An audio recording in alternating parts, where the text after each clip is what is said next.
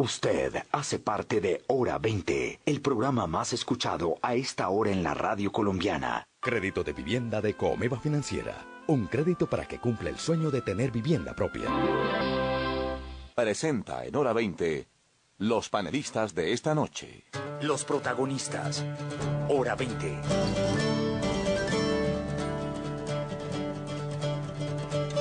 Comenzamos, bienvenidos, 7 de la noche, 37 minutos. Vamos a arrancar este segmento de análisis y de opinión. Muchas gracias a los oyentes que nos acompañan. Gracias a la gente que ya comenzó a escribir sobre los temas del día. Vamos a tocar hoy un tema muy interesante, que es un tema muy sensible, y es el tema de cómo vamos a manejar en Colombia el tema de víctimas ahora que el gobierno del presidente Santos, respaldado por su, bueno, iba a decir su coalición, parte de su coalición, porque hay diferencias entre la gente de la coalición, ahora que el presidente quiere reparar a las víctimas. Si usted está en su casa y si usted o su familia ha sido víctima de la violencia, y en Colombia creo que ya vamos a hablar de ese porcentaje porque hay cifras muy disímiles. Sí. La inmensa mayoría de los colombianos hemos sido víctimas de la violencia. Creo que en este panel de esta noche las 3/4 partes han sido víctimas por lo menos directas. Si usted en su casa ha sido víctima de la violencia y está esperando alguna clase de reparación, o reparación en verdad, o reparación material, o compensación por el Estado, o si no es víctima y tiene una opinión sobre este tema, le invito a que participe en este debate que vamos a adelantar en segundos con gente que se ha dedicado a estudiar este tema en los últimos años. Voy a comenzar por las damas. María Jimena Duzán es periodista, columnista de la revista Semana, y para estos efectos, María Jimena, voy a recordar un triste episodio suyo, que es la muerte de su hermana, que fue en el Magdalena Medio, ¿hace cuántos años? 1990. Hace 20 años, ¿no? Hace 20 años en un sitio que se llama Cimitarra. En Cimitarra, eso fueron paramilitares. Los narcoparamilitares, digo yo. Me da pena hacer lo que voy a hacer, pero quiero ubicar el debate en el sentido de que víctimas somos o son muchísimos colombianos. Y este debate toca unas fibras muy sensibles y no se trata de decir yo pienso así porque yo soy víctima y usted no es víctima. Sí. Quisiera adelantar un debate con la mayor seriedad y el mayor rigor. Nos acompaña Eduardo Pizarro León Gómez, que es director de la Comisión Nacional de Reparación y Reconciliación, que hace rato no venía por acá. Eduardo, buenas noches. Buenas noches, Néstor. Era profesor, era panelista de Hora 20, sí. Es columnista del Tiempo. ¿Se acuerda cuando Claro. Sí. Y actualmente hago parte de la Junta Directiva del Fondo de Víctimas de la Corte Penal Internacional. Entonces estoy medio tiempo en Bogotá y medio tiempo en La Haya. Ok. Eduardo también es víctima a varias bandas de la violencia por cuenta de sus hermanos, ¿no? Senador Juan Fernando Cristo, buenas noches. Muy buenas noches, Néstor. Un saludo muy especial a todos los oyentes y a los compañeros de la mesa. El senador Cristo se ha dedicado a estudiar este tema de cómo se maneja, de cómo se repara, se compensa a una víctima en Colombia, entre otras cosas, porque también es víctima de la violencia. Su padre, ¿no? Sí, señor. Su padre era senador, murió asesinado por la guerrilla en el año... Por el Ejército de Liberación Nacional en 1997. ELN 1997. Senador José Darío Salazar, muy buenas noches. Buenas noches, Néstor. El senador Salazar es... Gracias a usted, señor. El senador Salazar es abogado y está participando muy activamente como representante del Partido Conservador. Cuando yo dije hace un momento que la coalición del gobierno estaba dividida es porque el conservatismo no está de acuerdo con unos temas de los que vamos a hablar esta noche, ¿no es verdad? Tenemos algunas reservas. Muy bien. Así que vamos a arrancar. Quiero preguntarles si el cuello de botella que está enfrentando la ley de víctimas, ya hay unos consensos en reparar a las víctimas de los delincuentes, guerrilla y paramilitares, ¿no es verdad?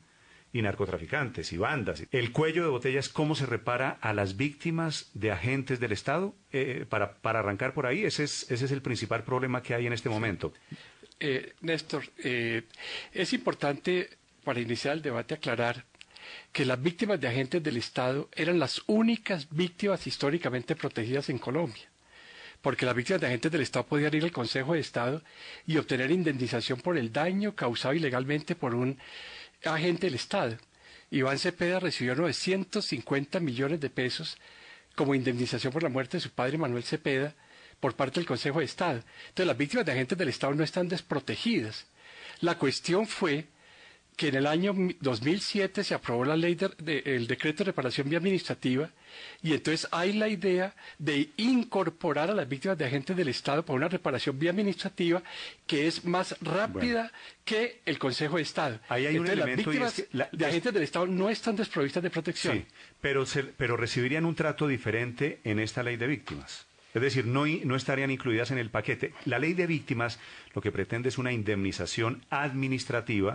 Se ha hablado, se ha hablado en algún momento de 20 y pico millones de pesos. Pero es que, digamos, para ir ubicando el debate, que yo creo que el doctor Pizarro nos ayuda en eso. Lo primero que hay que decirle a los colombianos es que debemos conceptualmente comenzar a entender que una reparación a una víctima del conflicto en Colombia no es solamente una indemnización económica.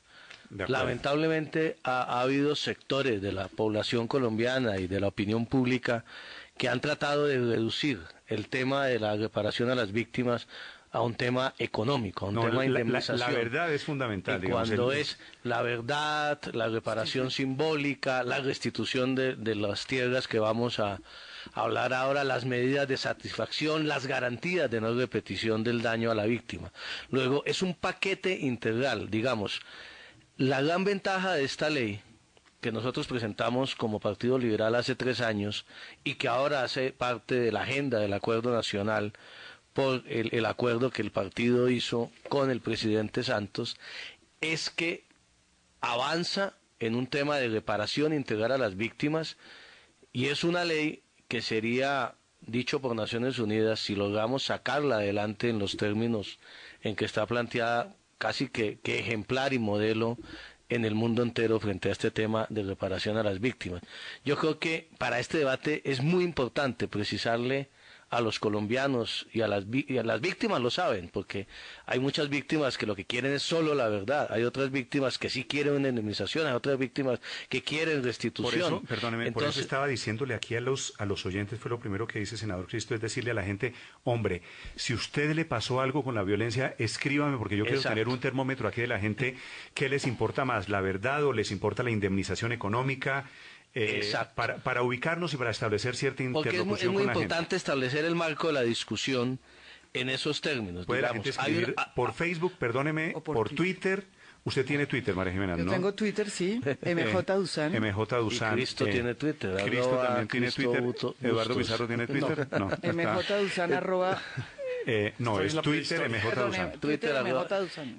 O a la página en Caracol, más fácil, caracol.com.co. Aquí estoy lleno de pantallas leyendo sus comentarios. Pero yo quería, Néstor, precisamente definir ese marco general de la discusión. O sea, hay una iniciativa que se discutió, que estuvo prácticamente aprobada por el Congreso de la República. Hay que recordar a los colombianos que la ley de víctimas que se hundió en junio del año pasado es la única ley en la historia de Colombia desde 1991, desde la Constitución del 91, que fijó todo este procedimiento de la conciliación de textos, que se ha hundido después de conciliados los textos de Senado y Cámara, y que la hundió la plenaria del Senado por instrucciones del gobierno de entonces, que se avanzó muchísimo. Yo lo recordaba en una columna el domingo pasado en el diario El Tiempo. La gente tuvo la percepción de que esa ley no era consensuada, y nosotros duramos, en medio de un clima de polarización política, más de un año consensuando con el gobierno de entonces, y avanzamos muchísimo. ¿Qué finalmente llevó al traste con la ley? Llevó al traste con la ley, y hay que decirlo con toda claridad, y usted ha tocado el tema, la no discriminación de las víctimas. O sea, que el Partido Liberal... comencemos por ahí, porque ya otros sectores insistían Eduardo Pizarro, en que no se podía discriminar a las víctimas para la reparación administrativa. El doctor Pizarro tiene razón, pero es que la reparación judicial a víctimas de agentes del Estado existe en todas partes del mundo. Mete una base muy importante, Eduardo, que es decir, claro, las víctimas del Estado ya tienen derecho y tienen cómo tramitar su reparación a través de un proceso judicial. A ver, María Jimena. yo quisiera detenernos un poco en el tema de las víctimas de agentes del Estado. ¿No es verdad que es un tema polémico y que en el fondo fue también el que motivó el hundimiento de la ley de víctimas cuando la presentó aquí el senador Juan Fernando Cristo en la legislatura pasada y en el gobierno pasado? Dice aquí el doctor Pizarro que realmente el tema de las víctimas cometidas por agentes del Estado tiene de alguna manera una reparación vía, digamos, la justicia ordinaria. Y pone el caso de Iván Cepeda. Sin embargo, yo creo que aquí estamos extralimitando un poco cuáles son las víctimas de agentes del Estado. En su mayoría, yo diría, y si uno se pone a mirar todo lo que ustedes están haciendo, doctor Pizarro, en la recuperación histórica, en lo que yo me he leído, recuperación histórica de las masacres, por ejemplo, de Magdalena Medio, que es el comienzo del bojote, digamos, de la cuello de botella de esta violencia, digamos, que despojó a tantos campesinos, es evidente que la mayoría de esas víctimas también son víctimas no solo del paramilitarismo, sino de agentes del Estado. Y le puedo señalar, no solamente la masacre de La Rochela, también la masacre de los 19 comerciantes en el Magdalena Medio.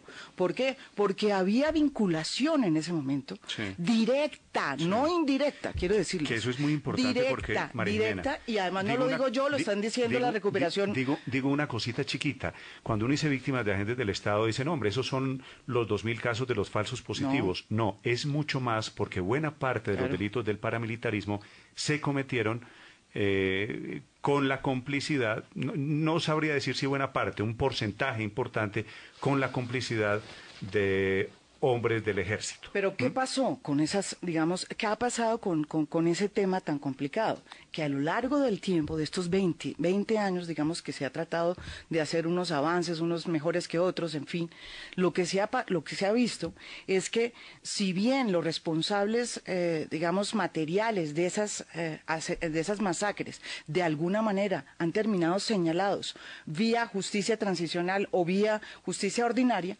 los agentes del Estado que cometieron esas masacres y que participaron directamente de esas masacres, no que cometieron, hasta allá no hemos llegado a tener ninguna evidencia en ese sentido, no han tenido realmente casi que ningún señalamiento ni en un lado ni en el otro.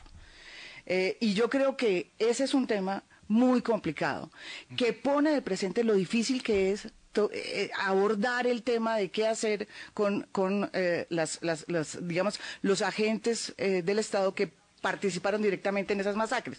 Debo aclarar que desde luego son casos muy específicos, sabemos los comandantes de batallón que estuvieron en esas, digamos, vinculados a esas masacres. No estoy extrapolando esto a un tema de todo el ejército ni de las demás fuerzas, sino en este caso específico de las masacres, pues sí hay una intervención directa.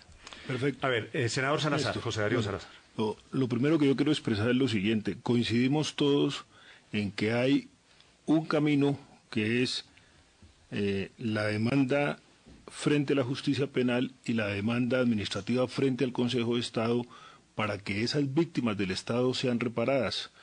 Aquí el doctor Pizarro puso un ejemplo y yo quiero ponerle otros ejemplos. En estos días acaban de haber fallos contundentes y han habido fallos contundentes que han condenado a altos mandos, inclusive de las fuerzas militares, de modo que no ¿Pero cuáles? ningún... Dígame uno.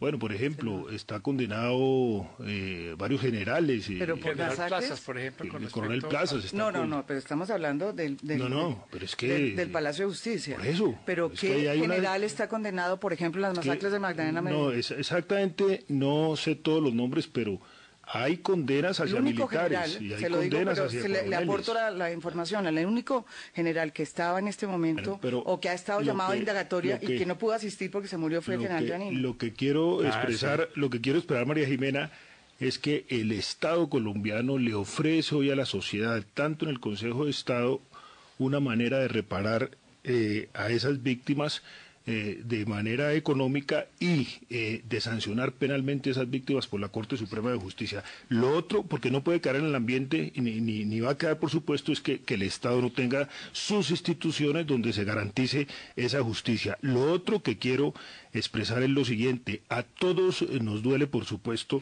Pero perdóneme, senador Salazar,